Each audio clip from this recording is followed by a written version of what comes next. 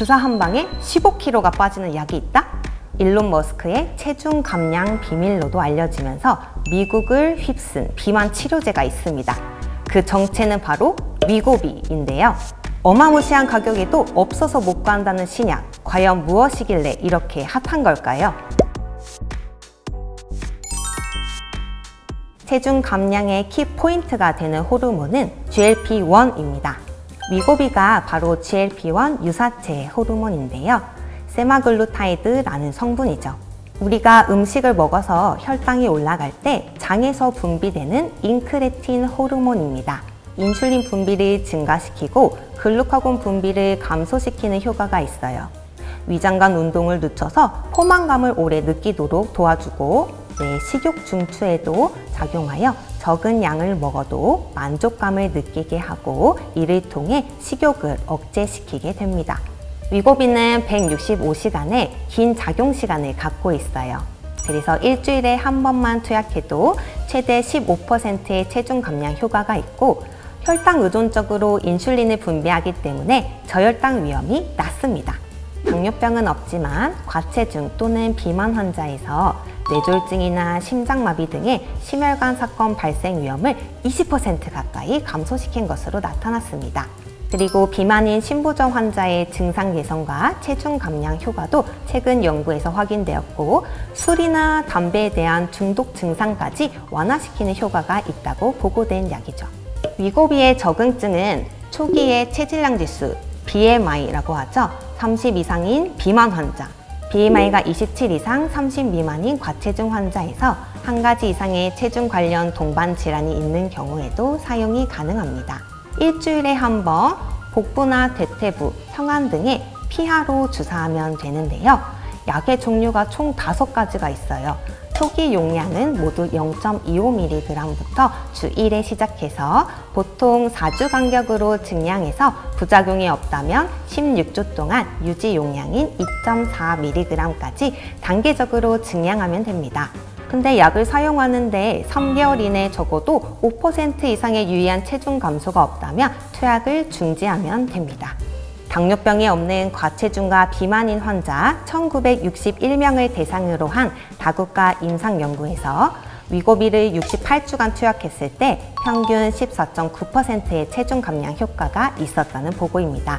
반면에 위약은 체중 감량 효과가 2.4%에 불과했죠. 그러나 이 연구는 80% 이상이 서양인이기 때문에 동양인에도 과연 이 약이 효과가 있을지 궁금하실 텐데요. 국내 환자가 포함된 동아시아의 과체중 또는 비만 환자를 대상으로 생활습관 교정과 함께 위고비를 2.4mg 또는 1.7mg을 68주간 투약하였고요.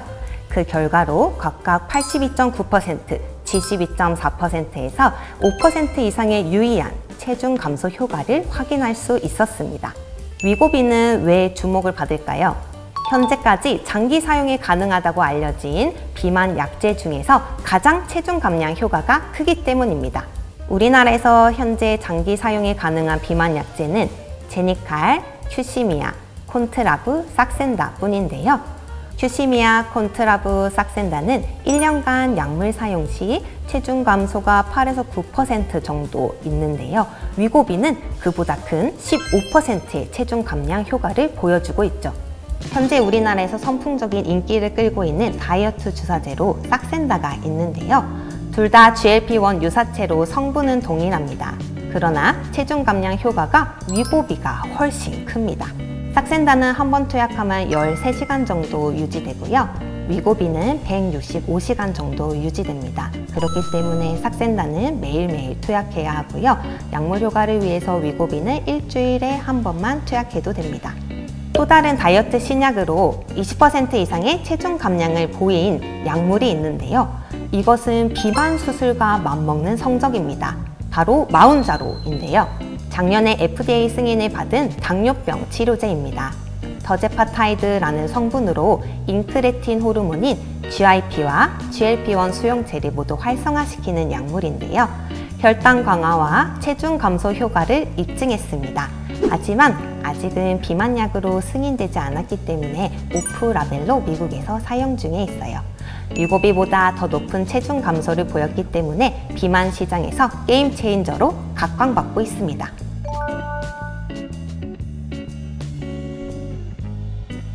위고비도 단점이 있는데요. 가장 큰 허들은 바로 가격적인 면입니다. 장기 유지하기에는 금전적으로 꽤 부담이 크겠죠?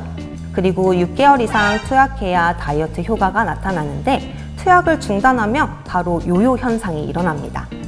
체중의 3분의 1을 보통 회복한다는 보고가 있어요. 그리고 4분의 1의 환자에서는 투약을 하더라도 약물의 효과가 없습니다. 무반응군이라고 하고요. 반응이 있더라도 4분의 1 환자에서는 위장관 부작용을 겪었다고 합니다. 그리고 체중을 감량할 때 지방 외에도 근육이나 뼈 무게도 함께 감소하기 때문에 근손실이 동반된다는 단점이 있어요. 요요나 근손실에 대한 단점을 보완하기 위해서는 식이 조절과 함께 지속적인 근력 운동을 추천합니다.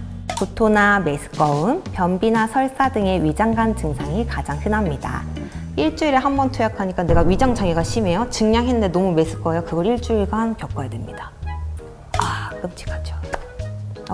너무 끔찍할 것 같아. 계속 술 먹은 느낌. 그리고 간담도 장애나 담낭 장애, 급성 췌장염, 아나필락시스 등의 중증 부작용도 보고되었죠. 그 중에서도 주목해야 할 부분은 바로 암 발생입니다. 세마글루타이드를 포함한 GLP-1 유사체는 췌장암과 연관이 있다고 보고되었습니다. 그리고 한 임상 연구에서는 참여자 중 한 명이 투약 65일 이후에 전이성 췌장암이 발병되기도 했습니다. 그리고 설치류 연구에서 갑상선 세포 종양을 유발하는 것으로 밝혀져 암 위험에 대한 우려와 장기적 사용의 안정성은 불분명한 상태입니다. 임산부인분, 그리고 췌장염 병력이 있거나 갑상선 암 병력 또는 가족력이 있는 분들, 사용 금기입니다. 이제 곧 위고비가 한국에 상륙한다는 소식이 들려오고 있는데요. 과체중이나 비만인 분들에게 희소식이죠? 과연 비만 치료 시장이 어떻게 바뀔지 같이 한번 주목해보면 좋겠습니다.